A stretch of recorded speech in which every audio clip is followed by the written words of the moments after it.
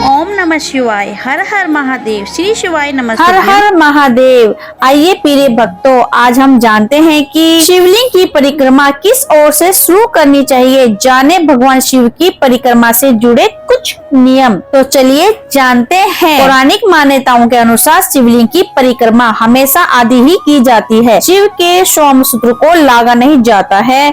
इसके अलावा शिव जी की परिक्रमा कभी भी दाईं ओर से शुरू नहीं करनी चाहिए।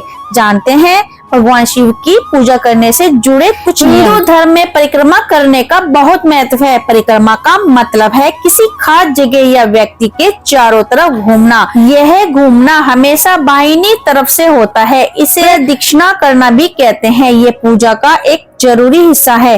ये प्रथा बहुत पुरानी है। वेदों के समय से ही लोग परिक्रमा करते आ रहे हैं। देवी देवताओं की पूजा विधि में परिक्रमा भी अहम हिस्सा है।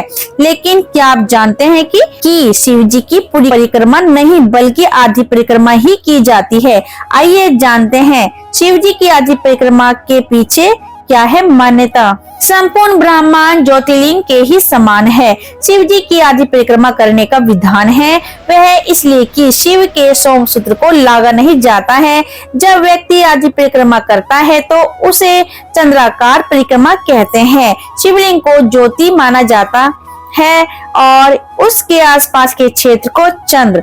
आपने आसमान में अर्धचंद्र के ऊपर एक शुक्र तारा देखा होगा। ये शिवलिंग उसका ही प्रतीक नहीं है बल्कि संपूर्ण ब्रह्मांड ज्योतिर्लिंग के ही समान है। शिवलिंग की निर्मली को सोमसूत्र भी कहा जाता है। शास्त्र का आदेश है कि शंकर भगवान की प्रदक्षिणा में सोमसूत्र का उल्लंघन नहीं करना चाहिए। शक्ति का स्रोत है सोमसूत्र। सोमसूत्र में शक्ति स्रोत होता है, अतः इसे लांघते समय पैर फैलाते हैं और स्वयं निर्मित और 5 अंतरस्थ वायु के प्रभाव पर विपरीत प्रभाव पड़ता है। इससे देवदत्त और जनन्य वायु के प्रभाव में रुकावट पैदा हो जाती है जिससे शरीर और मन पर बुरा असर पड़ता है। अतः शिव की अर्धचंद्राकार प्रदक्षिणा ही करने का शास्त्र का आदेश है। आइए जानते हैं कि शिवलिंग की परिक्रमा किस ओर से होनी चाहिए या करनी चाहिए। शास्त्रों में अन्य स्थानों पर मिलता है कि